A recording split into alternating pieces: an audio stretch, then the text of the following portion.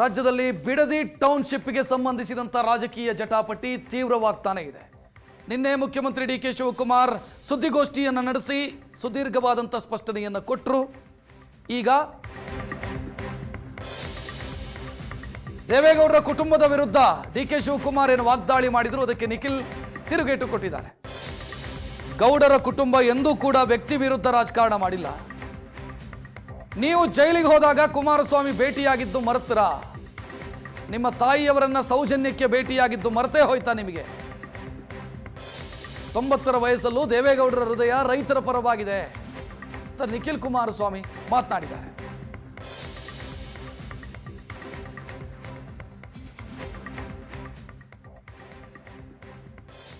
ಜೊತೆಗೆ ಜೆಡಿಎಸ್ ಯುವ ಘಟಕದ ರಾಜ್ಯಾಧ್ಯಕ್ಷರಾಗಿರ್ತಕ್ಕಂಥ ನಿಖಿಲ್ ಕುಮಾರಸ್ವಾಮಿ ಅವರು ಇರುವಂಥದ್ದು. ಸರ್, ಇವತ್ತಿಂದು ಸಿಎಂ ಅವರ ಹೇಳಿಕೆಗೆ ತಮ್ಮ ಪ್ರತಿಕ್ರಿಯೆ ಏನಾಗಿರುವಂಥ ಸರ್? ಗೌರವಾನ್ವಿತ ರಾಜ್ಯದ ಮಾನ್ಯ ಮುಖ್ಯಮಂತ್ರಿಗಳು ದ್ವಂದ್ವದ ನೀತಿಯನ್ನು ಜಾರಿಗೊಳಿಸಿದ್ದಾರೆ. ಒಂದು ರಿವ್ಯೂ ಕಮಿಟಿ ಮಾಡ್ತೀವಿ GBDAಗೆ ಸಂಬಂಧಪಟ್ಟಂತೆ ಅಂತ ಒಂದು ಕಡೆ ಹೇಳ್ತಾರೆ, ಮತ್ತೊಂದು ಕಡೆ ತತ್ಕ್ಷಣ 3 ಊರುಗಳ ಅಂತಿಮ ಅಧಿಸೂಚನೆಯನ್ನು ಹೊರಡಿಸ್ತಾರೆ. ರಿವ್ಯೂ ಕಮಿಟಿ ಮಾಡೋದಕ್ಕೆ ಅದರ ಹಿಂದಿನ ಉದ್ದೇಶನಾದರೂ ಏನಾಗಿರಬೇಕು? ಒಂದು ಕ್ಲಾರಿಟಿ ಇರಬೇಕು. 4-6 ಜನ ಬಂದು ಕೂತ್ಕೊಂಡು ಆ ಕಮಿಟಿ ಒಳಗಡೆ ಸಾಧಕ ಬಾಧಕಗಳೇನು, ಪರ ವಿರೋಧ ಎಷ್ಟು ಜನ ಇದ್ದಾರೆ, ಇದರ ಮಾಡೋದ್ರಿಂದ ಏನು, ಕೈ ಬಿಡೋದ್ರಿಂದ ಏನು, ಇದು ಚರ್ಚೆ ಮಾಡೋದಕ್ಕೋಸ್ಕರ ರಿವ್ಯೂ ಕಮಿಟಿ ಮಾಡಬೇಕು ಅಂತ ಇದ್ದಾರಾ? ಅಥವಾ ಮತ್ತೆ ಇಲ್ಲೇ 3 ಅಂತಿಮ ಅಧಿಸೂಚನೆಯನ್ನು ಹೊರಡಿಸಿ ಮತ್ತಷ್ಟು ಜನಗಳನ್ನ ಎತ್ಕಟ್ಟಿ ಏನು ಮಾಡೋಕ್ಕೆ ಹೊರಟಿದ್ದಾರೆ ಮುಖ್ಯಮಂತ್ರಿಗಳು? ದ್ವಂದ್ವದ ನೀತಿ.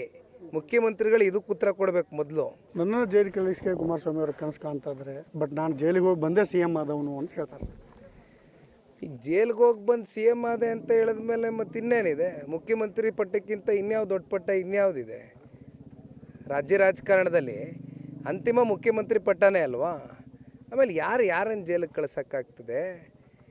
ನೀವು ಸರಿಯಾಗಿದ್ದರೆ, ನೀವು ಸರಿಯಾಗಿ ನಡ್ಕೊಂಡಿದ್ರೆ, ಕಾನೂನಿನ ಒಂದು ವಿರುದ್ಧವಾದಂಥ ಯಾವುದೇ ಚಟುವಟಿಕೆಗಳು ಮಾಡದೆ ಹೋಗಿದ್ರೆ ನೀವು ಯಾಕೆ ಒಳಗಡೆ ಹೋಗ್ತಾಯಿದ್ರಿ? ಆಯ್ತಪ್ಪ, ನೀವು ಅವತ್ತು ಒಳಗಡೆ ಹೋದ್ರಿ, ಸರಿ.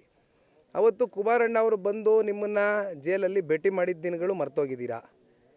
ನಿಮ್ಮ ತಾಯಿಯವ್ರನ್ನ ಹೋಗಿ ಊರಲ್ಲಿ ಸೌಜನ್ಯತೆಯಿಂದ ಮಾತಾಡ್ಸ್ಕೊಂಬಂದಿದ್ದ ದಿನಗಳು ಮರ್ತೋಗಿದ್ದೀರಾ. ದೇವೇಗೌಡರ ಕುಟುಂಬ ಯಾವತ್ತೂ ಕೂಡ ಯಾವುದೇ ಒಂದು ವ್ಯಕ್ತಿಯನ್ನು ಟಾರ್ಗೆಟ್ ಮಾಡ್ಕೊಂಡು ರಾಜಕಾರಣ ಮಾಡ್ಕೊಂಬಂದಿಲ್ಲ. ಬದಲಾಗಿ ಜನಪರವಾದಂಥ, ಆರೋಗ್ಯಕರವಾದಂಥ, ವಿರೋಧ ಪಕ್ಷದಲ್ಲಿದ್ದಂಥ ಸಂದರ್ಭದಲ್ಲಿ ಸರ್ಕಾರಗಳು ಎಡುವುದಾಗ ಅವ್ರಿಗೆ ಎಚ್ಚೆತ್ತಿಸ್ತಕ್ಕಂಥ ಕೆಲವೊಂದಷ್ಟು ಸಲಹೆಗಳನ್ನು ಕೊಟ್ಟಿರ್ತಕ್ಕಂಥದ್ದು ಬಿಟ್ಟರೆ ಯಾರನ್ನೂ ಕೂಡ ಇಲ್ಲಿವರೆಗೂ ವೈಯಕ್ತಿಕವಾಗಿ ಟಾರ್ಗೆಟ್ ಮಾಡ್ಕೊಂಡು ನಾವು ರಾಜಕಾರಣ ಮಾಡಿಲ್ಲ. ಸರ್, ಧರಣಿ ಬಗ್ಗೆ ಮಾತಾಡ್ತಾರೆ ದೇವೇಗೌಡರು. ಇವತ್ತು ನಾನು CM ಆದಮೇಲೆ ಅವರಿಗೆ ಧೈರ್ಯ ಬಂತ ಅನ್ನುವಂಥ ಮಾತನ್ನು ಪ್ರಶ್ನೆ ಮಾಡ್ತಾರೆ CM ಅವರು.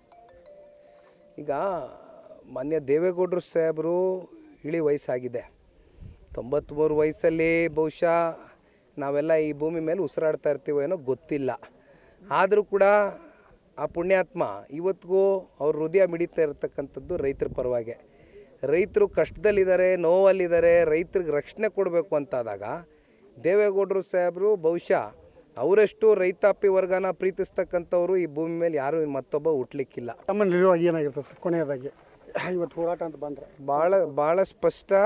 ನಮ್ಮ ಹೋರಾಟದಲ್ಲಿ ಯಾವ ಕಾರಣಕ್ಕೂ ಕೂಡ ರೈತರಿಗೆ ಜಯ ಸಿಗೋವರೆಗೂ ನಾವು ವಾಪಸ್ ಹಿಂಪಡಿತಕ್ಕಂಥ ಪ್ರಶ್ನೆ ಇಲ್ಲ. ಬಾಗಲಕೋಟೆಯಿಂದ ಕ್ಯಾಮರಾಮನ್ ಮಂಜುನಾಥ್ ಕರ್ಗಲ್ ಜೊತೆ ಮಲ್ಲಿಕಾರ್ಜುನ ಸ್ವಾಮಿ, ಏಷ್ಯಾನೆಟ್ ಸೋನೂಸ್ಗಾಗಿ.